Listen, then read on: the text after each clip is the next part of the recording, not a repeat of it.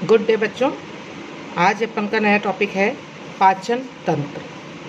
जैसा आप सबको मालूम है, हम जो भी भोजन करते हैं उसको शरीर में उपयोग में लेने के लिए जिस तंत्र की पूरी गतिविधि रहती है, पूरी क्रियाविधि रहती है, वो हमारा पाचन तंत्र होता है। तो सबसे पहले हम जानेंगे कि पाचन क्या चीज़ है। भोजन से शरीर को ताप, कार्य करने हेतु ऊर्जा और क्षति पूर्ति के लिए पौष्टिक तत्व प्राप्त होते हैं। भोजन को हमारे शरीर के ऊतक ज्यों का त्यों ग्रहण नहीं करते।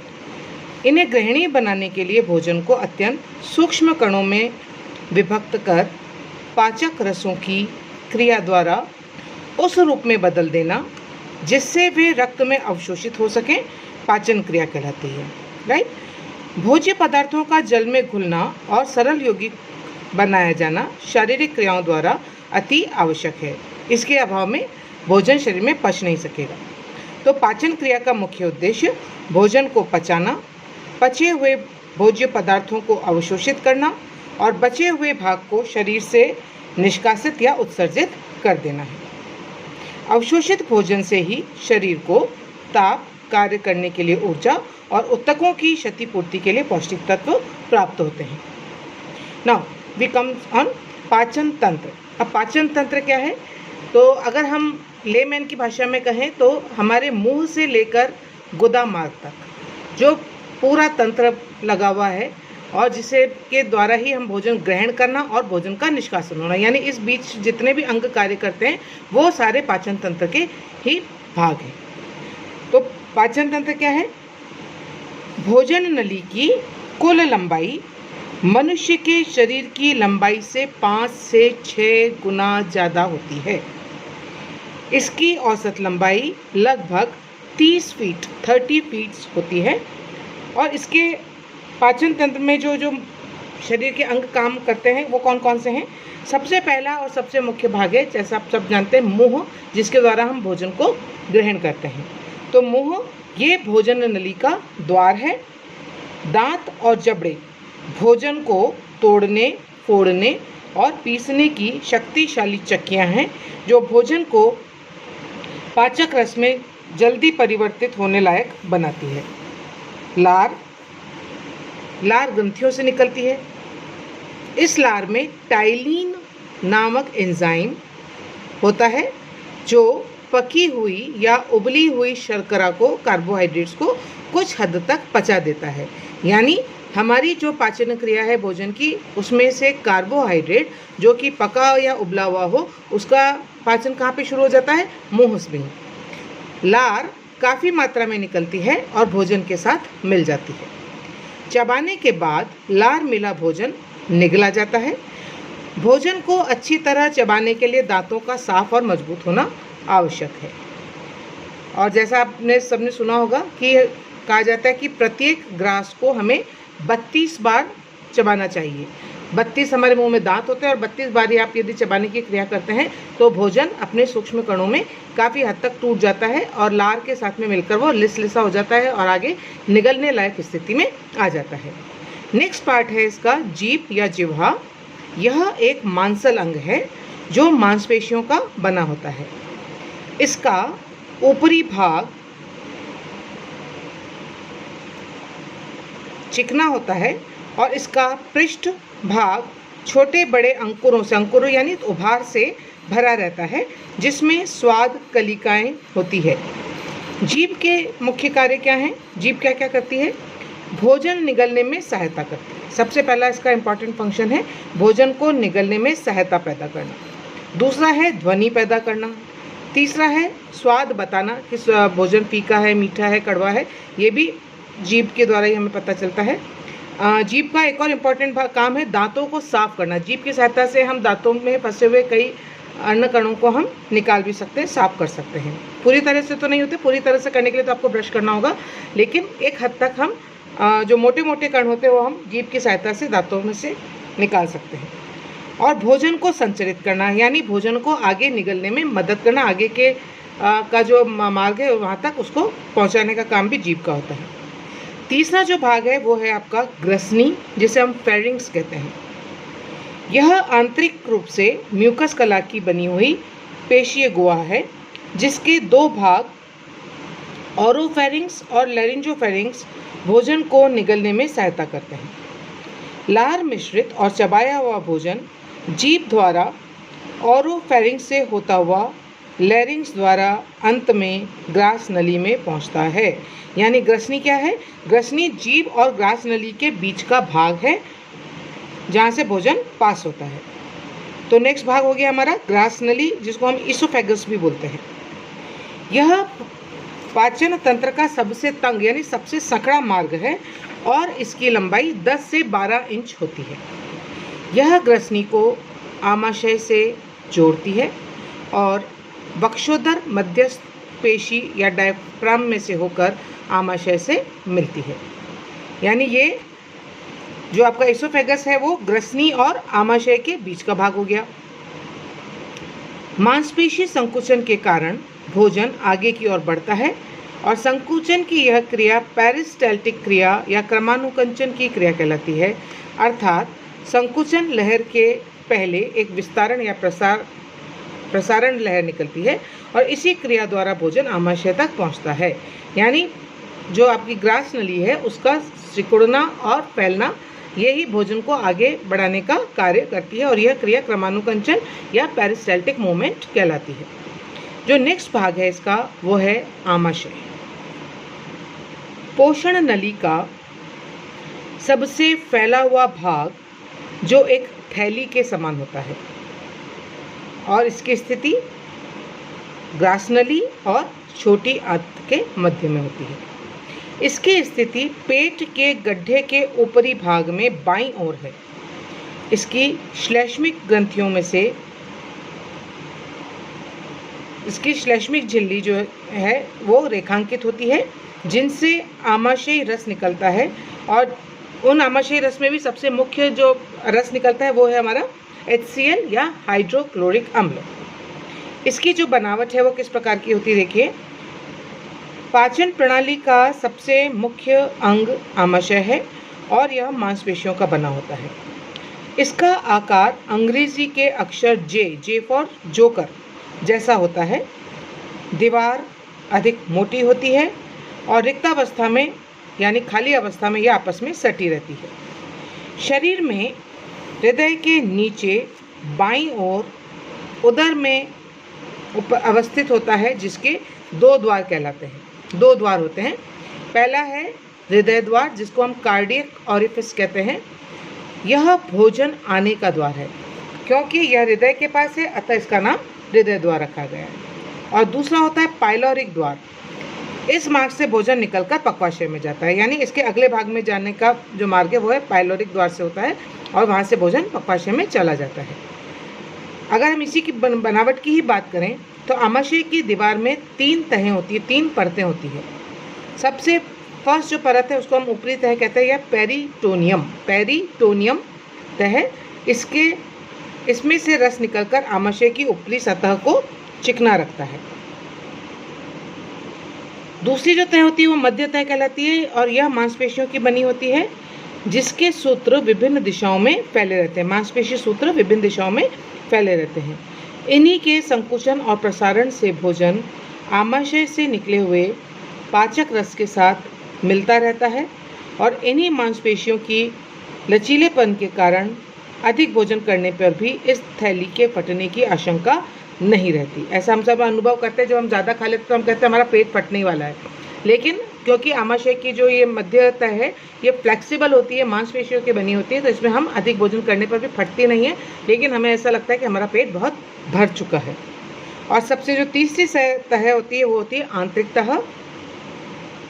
यह भी श्लैष्मिक झिल्ली की बनी होती है जिसमें 3 प्रकार की छोटी छोटी असंख्य ग्रंथियां होती है जिनसे हाइड्रोक्लोरिक अम्ल, आमाशयी रस और श्लेष्मा लगातार निकलता रहता है।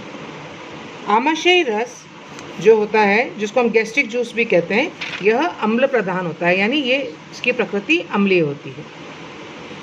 अब हम आते हैं आमाशय के कार्य पर। रस की बात हम बाद में करेंगे, सबसे पहले हम बात करते हैं आमाशय के कार्य। तो आमाशय के कार्य क्या हैं? भोजन आमाशय में जाकर जमा होता है जिससे हर वक्त भूख महसूस नहीं होती। यानी भोजन का पूरा पाचन नहीं होता और वहाँ पर भोजन जाकर के आमाशय में जाकर जमा हो जाता है। इसका आकार भोजन की प्रकृति और मात्रा पर निर्भर करता है। पश्चिम देशों के व्यक्तियों के लिए का जो आमाशय है वो भारतीयों से छोटा होता है। कार्बोहाइड्रेट और वसा पर आमाशय रस की क्रिया नहीं होती। टाइलिन की कार्बोहाइड्रेट पर जो क्रिया होती है, यानी जो लार ग्रंथि में जो हमको से जो निकलने वाला रस है उसकी बात हम यहाँ कर रहे हैं। टाइलिन की कार्बोहाइड्रेट पर जो क्रिया होती है वह क्रिया तब तक के लिए आमाशय में होती रहती है जब तक भोजन पूर्ण रूप से आमाशय में अम्लीय नहीं हो जाता। आधे से 1 घंटे में अधिकतम स्टार्च या कार्बोहाइड्रेट माल्टोज में परिवर्तित हो जाता है। माल्टोज क्या है? एकल शर्करा। अधिकतम स्टार्च माल्टोज में परिवर्तित हो जाता है। भोजन के साथ या तुरंत बाद पानी पीने से आमाशय में भोजन का ठोस रूप टूट जाता है और HCl या हाइड्रोक्लोरिक अम्ल टाइलिन के स्पर्श में आ जाता है, जिससे टाइलिन की पाचन शक्ति कम हो जाती है और आमाशयिक रस भी पतले हो जाते हैं। और इसीलिए हम कहते हैं कि भोजन करते समय बीच में पानी नहीं पीना चाहिए। इससे जितने भी जूसेस हैं, चाहे वो हाइड्रोक्लोरिक अम्ल हो, टाइलिन हो और जितने भी आमाशयिक रस हैं, जो गैस्ट्रिक जूसेस हैं, वो सारे पतले हो जाते हैं। और जैसे ही वो पतले होंगे यानी तनु अवस्था में आ जाते हैं। तनु अवस्था में आएंगे तो उनकी क्रियाविधि भी धीमी हो जाएगी। अब हम आते हैं अपने आमाशय रस पे या गैस्ट्रिक जूसेस पे। ये जूस जितने भी हैं गैस्ट्रिक जूसेस का कंपोजिशन हम अभी देखेंगे। सबसे पहले बात करेंगे, ये जो जूस है ये आमाशय की दीवार की ग्रंथियों से निकलता है, जो स्वाद में खट्टा और तरल पदार्थ है। इसका स्त्रवण रासायनिक उद्दीपन द्वारा नियंत्रित होता है, अर्थात हार्मोन या अंतःस्रावी ग्रंथियों से निकलने वाले गैस्ट्रीन से, और आमाशय इसकी मात्रा आमाशय की आवश्यकता अनुसार होती है। आमाशय रस की जो बनावट है वो किस प्रकार है देखिए। इसमें जल की मात्रा, पानी इसमें होता है 97.5%, 97.5%। वहीं पेप्सिन और रेनिन नामक जो जूसेस हैं वो कहते हैं 1.6%। हाइड्रोक्लोरिक अम्ल जो हम बार बार बात कर रहे हैं, लेकिन इसकी मात्रा कितनी है? 0.2%। लेकिन ये भोजन को पचाने के लिए पर्याप्त है इसकी इतनी मात्रा। इसके अलावा कुछ मिनरल्स होते हैं, खनिज लवण होते हैं, जैसे आयरन, कैल्शियम, मैग्नीशियम, और इनकी मात्रा होती है 0.7%। पेप्सिन एंजाइम HCl की सहायता से, मतलब HCl यानी हाइड्रोक्लोरिक अम्ल, तो पेप्सिन एंजाइम HCl की सहायता से प्रोटीन के कणों को छोटे और घुलनशील प्रोटीन कणों में बदल देता है। वहीं रेनिन एंजाइम के प्रभाव से दूध जम जाता है, जिसके कारण दूध में उपस्थित केसिनोजिन नामक प्रोटीन केसिन में बदल जाता है और पेप्सिन के द्वारा पच जाता है। तो क्या पता चल रहा है इससे कि हमारे द्वारा ग्रहण किया गया प्रोटीन का पाचन कहाँ पर? आमाशय के अंदर हो रहा है। आमाशय में आधारभूत तौर पर कार्बोहाइड्रेट और वसा का पाचन नहीं होता, बल्कि प्रोटीन का पाचन होता है। कार्बोहाइड्रेट का पाचन हमारे मुख से शुरू हो जाता है और टाइलिन के साथ क्योंकि वो मिला हुआ रहता है तो आमाशय में रहकर भी इसकी क्रिया निरंतर चलती रहती है। लेकिन आमाशय का इसमें कोई रोल नहीं है कार्बोहाइड्रेट के पाचन के अंदर। हाइड्रोक्लोरिक अम्ल जीवाणुओं को नष्ट करता है और लगभग 3 घंटे में खाया हुआ भोजन रस में मिलकर आमाशय से पक्वाशय में जाने लायक हो जाता है और मांसपेशियों को पचने में मांसपेशियों आदि को पचने में समय अधिक लगता है। यानी जब हम साधारण रूप से जब हम भोजन करते हैं, जो हमारा वेजिटेरियन भोजन है, उसको लगभग 3 घंटे में वो भोजन पच जाता है। लेकिन यदि हम नॉनवेज का उपयोग करते हैं, हम मांस आदि का प्रयोग उसमें खाने में करते हैं, तो उसको पचने में थोड़ा समय अधिक लग सकता है। HCl के जो कार्य हैं, HCl क्या है? हाइड्रोक्लोरिक के कार्य। HCl द्वारा भोजन का जो माध्यम है, जो प्रकृति है, वो अम्लीय हो जाती है ताकि आमाशयिक एंजाइम अपनी क्रिया कर सके। अम्लीय माध्यम में कई प्रकार के जीवाणुओं की जीवन क्रिया नष्ट हो जाती है। कुछ हानिकारक जीवाणु होते हैं भोजन में उपस्थित, जिनको भी HCl नष्ट कर देता है। टाइलिन का प्रभाव अम्लीय माध्यम में खत्म हो जाता है, यानी अब यहाँ पर टाइलिन अपनी एक्टिविटी बंद कर दी, यानी कार्बोहाइड्रेट का पाचन भी अब यहाँ पर रुक जाएगा। इसकी क्रिया से पेप्सिनोजन पेप्सिन नामक एंजाइम में बदल जाता है। पेप्सिनोजन एक प्रकार का प्रोटीन है, लेकिन ये निष्क्रिय अवस्था है, और पेप्सिन जो है वो एंजाइम वो सक्रिय अवस्था में होता है। इसके बाद में जो हमारा मुख्य भाग है जहाँ पर हमारे भोजन का पाचन होता है वो है हमारा छोटी आंत या स्मॉल इंटेस्टाइन्स।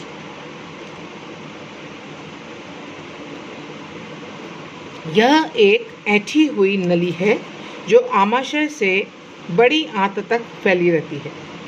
इसकी लंबाई लगभग 22 फीट, यानी आपकी जो लंबाई है उससे लगभग 4 गुना। यदि आप 5 फीट 2 इंच के भी हो तो भी आपके 4 गुना आपकी लंबाई की छोटी आंत होती है।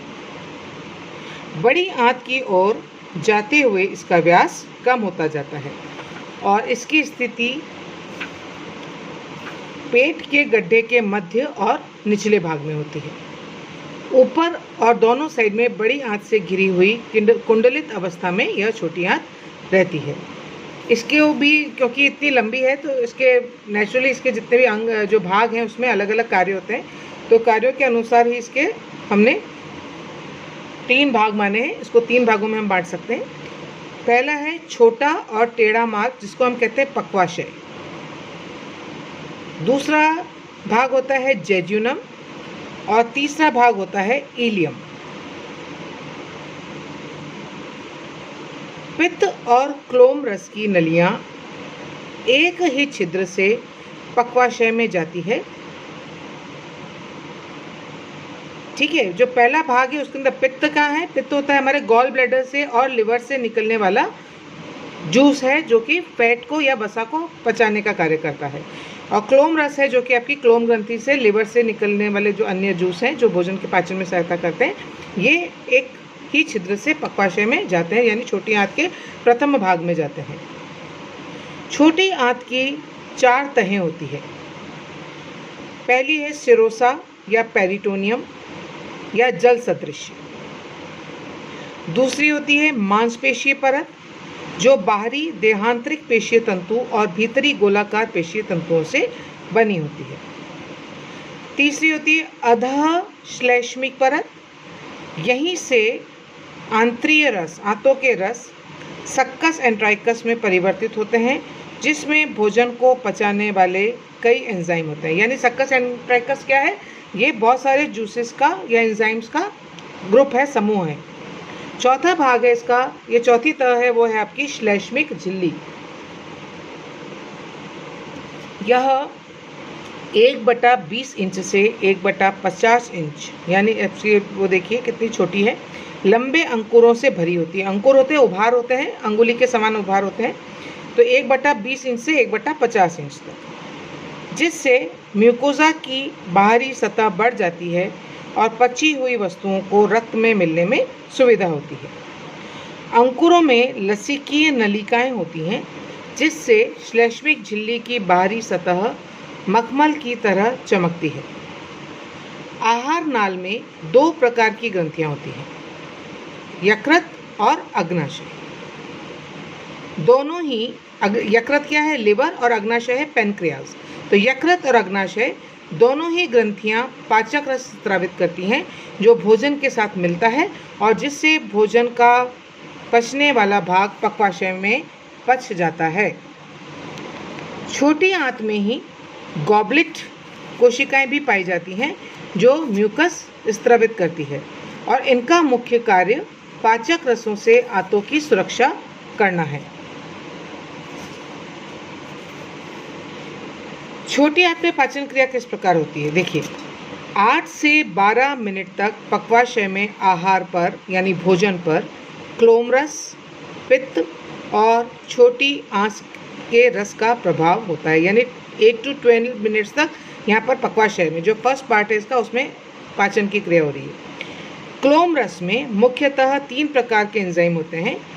एमाइलेज, जो स्टार्च को माल्टोज में बदलता है, और यहाँ स्टार्च पूर्ण रूप से पच जाता है, यानी छोटी आंत में आकर वापस कार्बोहाइड्रेट का पाचन शुरू हो गया और यहाँ पर एमाइलेज नामक जो एंजाइम है वो आपके स्टार्च को माल्टोज में यानी एकल शर्करा में बदल देता है और यहाँ स्टार्च का पाचन पूर्ण हो जाता है। एमाइलेज बिना उबले हुए स्टार्च को भी पचाता है। जैसे टाइलिन जो था वो खाली पके हुए और उबले हुए स्टार्च को पचाने की क्रिया हमारे मुंह में शुरू कर देता था, लेकिन जो बिना पका हुआ स्टार्च है उसको ये एमाइलेज उसको पचा देता है आमाशय के प्रथम भाग पक्वाशय के अंदर। यह हल्के अम्लीय या क्षारीय माध्यम में अधिक क्रियाशील होता है। दूसरा जो इसका एंजाइम है वो है आपका ट्रिप्सिनोजन। यह ट्रिप्सिनोजन अपनी क्रियात्मक रूप में ट्रिप्सिन में परिवर्तित होकर प्रोटीन को अमीनो अम्ल में विघटित कर देता है। प्रोटीन का पाचन हमारा आमाशय में भी होता है, लेकिन बाकी जो भाग है सारा वो यहाँ पर छोटी आंत में होता है। यहाँ पर ट्रिप्सिनोजन जो कि निष्क्रिय रूप है वो सक्रिय रूप ट्रिप्सिन में बदलकर प्रोटीन को अमीनो अम्ल में, अमीनो अम्ल क्या है? प्रोटीन के सूक्ष्मतम कण, तो उनको अपने सूक्ष्मतम कण अमीनो अम्ल में विघटित कर देता है। और तीसरा जो एंजाइम होता है यहाँ पर होता है लाइपेज, जो कि वसा को पचाता है, यानी अमाइलेज स्टार्च को और ट्रिप्सिनोजन जो है ट्रिप्सिनोजन या ट्रिप्सिन जो है वो प्रोटीन को और लाइपेज वसा को, जो तीन मुख्य हमारे घटक हैं, तीन मुख्य जो पोषक तत्व हैं उनका पाचन इस प्रकार से तीनों एंजाइम करते हैं। तो लाइपेज वसा को पचाता है, पित्त और आंत्र रस के साथ वसा का साबुनीकरण कर उसे वसीय अम्ल और ग्लिसराइड में परिवर्तित कर देता है। भोजन यहाँ साबुन के घोल जैसा हो जाता है। सेपोनिफिकेशन यानी साबुन के घोल जैसा हो जाना। भोजन आंत की अंकुरों में लसिका वाहिनी और रक्त कोशिकाएं होती है। साबुन जैसे भोजन का घोल इन अंकुरों के भीतर लसिका वाहिनी द्वारा अवशोषित होकर अंत में रक्त में मिल जाता है, लेकिन ग्लूकोज और अमीनो अम्ल आंतों में अंकुरों की रक्त केशिकाओं द्वारा अवशोषित होकर सीधे यकृत में पहुंच जाते हैं। पक्वाशय में अपना रस नहीं होता, लेकिन अग्नाशयी रस और यकृत का पित्त मिलकर भोजन को पचाने का कार्य करते हैं। पित्त क्या है? हम बार बार पित्त की बात करें। पित्त इज बाइल जूस। पित्त पाचक रस नहीं है, यह अग्नाशयी रस की पाचन क्रिया में सहायक होता है और पित्ताशय में एकत्रित होकर पित्त नली से पक्वाशय में जाता है और अग्नाशयी रस के साथ मिलकर पाचन क्रिया में सहायता करता है। आंतों छोटी आंत द्वारा भोजन का अवशोषण अब किस प्रकार होता है? पचा हुए भोजन से बने पदार्थ छोटी आंत से रक्त में चले जाते हैं। छोटी आंत में श्लैष्मिक झिल्ली के अंकुर अवशोषण सतह को बहुत बढ़ा देते हैं और पची हुई वस्तुएं छोटी आंत के बाहरी कोशों द्वारा रक्त कोशिकाओं में मिल जाती है। छोटी आंत में श्लैष्मिक झिल्ली के अंकुरों द्वारा वसा, प्रोटीन और कार्बोहाइड्रेट का पूर्ण रूप से अवशोषण किया जाता है। जैसे प्रोटीन अमीनो अम्ल में, कार्बोहाइड्रेट ग्लूकोज के रूप में अवशोषित हो जाते हैं। फिर ये सभी यकृत में भेज दिए जाते हैं। वसा के रूप में अंकुरों के बाहर की कोशिकाएं वसीय अम्ल और ग्लिसरॉल का अवशोषण कर लसिका वाहिनियों द्वारा पुनः शिराओं में पहुंचा दिए जाते हैं, जहां से इन्हें विभिन्न भागों में पहुंचा दिया जाता है। राइट नाउ नेक्स्ट इज बड़ी आंत। बड़ी आंत इस गुदा के पहले का सारा जो भाग है वो आपका बड़ी आंत का कहलाता है और ये पूरी छोटी आंत को चारों तरफ से घेरे रहती है। इसके भी तीन भाग होते हैं। सबसे पहला होता है सिकम। यह सिकम 10 सेंटीमीटर लंबा होता है और इसके अंत में अपेंडिक्स होता है। आप सबने नाम सुना होगा अपेंडिक्स का। पाचन क्रिया या पाचन तंत्र का ही एक भाग है, हालांकि इसकी कोई विशेष इसका रोल नहीं होता, पचाने में कोई रोल नहीं होता, लेकिन अगर इसमें कोई इन्फेक्शन हो जाए, यदि संक्रमण हो जाए तो ये चिकित्सीय सर्जरी की हम कह सकते हैं, चिकित्सा की हमको आवश्यकता पड़ जाती है और इसको समटाइम्स इसको रिमूव करना पड़ता है और बहुत भयंकर इसका पेन रहता है। तो ये अपेंडिक्स जो है वो इस सिकम के अंत में लगा हुआ होता है। नेक्स्ट पार्ट है कोलन। यह सिकम के बाद का भाग है और यकृत के पास होते हुए अंग्रेजी के अक्षर एस की आकृति बनाते हुए आमाशय और स्प्लीन के पास से गुजरती हुई पेल्विक गुहा द्वारा मलाशय में पहुंचता है, दैट इज कोलन। और लास्ट पार्ट है मलाशय। यह गुदा नली का ही एक भाग है। मलाशय 15 सेंटीमीटर लंबा होता है। इसके अंत में एक वृत्ताकार छिद्र होता है जो मलद्वार कहलाता है और यह वृत्तीय पेशियों से घिरा रहता है और यहीं से मल निष्कासित होता है। मल निष्कासन का मुख्य द्वार यहीं पर है। बड़ी आंत के क्या कार्य हैं? अब भोजन का पाचन तो हमारा हो गया छोटी आंत तक, जहाँ पर हमारी कार्बोहाइड्रेट भी पच गया, वसा भी पच गई और प्रोटीन भी पच गया। लेकिन फिर भी भोजन बड़ी आंत में आने के बाद में इसमें क्या क्या परिवर्तन आता है वो देखिए। सबसे मुख्य कार्य इसका फर्मेंटेशन का, जिसको हम कहते हैं खमीरीकरण। बड़ी आंत में उपस्थित कुछ विशेष प्रकार के कीटाणु फर्मेंटेशन करते हैं जिससे यहाँ का माध्यम अम्लीय हो जाता है। खाद्य पदार्थों में सेल्यूलोज उबलने के बाद स्टार्च में बदलकर टाइलिन के साथ क्रिया करता है और यह सेल्यूलोज पर अभिक्रिया द्वारा विभिन्न गैसें जैसे carbon dioxide, methane, hydrogen sulphide बनाता है। वसा पर क्रिया से यहाँ वसीय अम्ल बनते हैं जिससे भी माध्यम अम्लीय हो जाता है। दूसरा इसका फंक्शन है, बड़ी आंत का मुख्य कार्य जल का अवशोषण करना है। पचा हुआ भोजन जब बड़ी आंत के अंतिम सिरे पर पहुंचता है तब ठोस आकार ग्रहण कर लेता है। तीसरा, कुछ मात्रा में ग्लूकोज का भी अवशोषण यहाँ पर होता है। कई खनिज लवण जैसे calcium, phosphorus, magnesium, iron, mercury और औषधियों के कुछ भाग यहीं पर मल में मिलते हैं। और लास्ट फंक्शन है, यहाँ एक प्रकार का चिकना पदार्थ बनता है जो मल को चिकना कर उत्सर्जन में या निष्कासन में सहायता प्रदान करता है। इसका मुख्य कार्य मल विसर्जन भी है। चूँकि समस्त खाद्य पदार्थ शरीर में अवशोषित नहीं होते तो और पाचन और अवशोषण के बाद शेषांश मल रूप में विसर्जित हो जाता है। इस मल में श्लेष्मिक कला और जीवाणु भी उपस्थित होते हैं। तो ये थे आपके पाचन तंत्र के मुख्य भाग और उनके कार्य।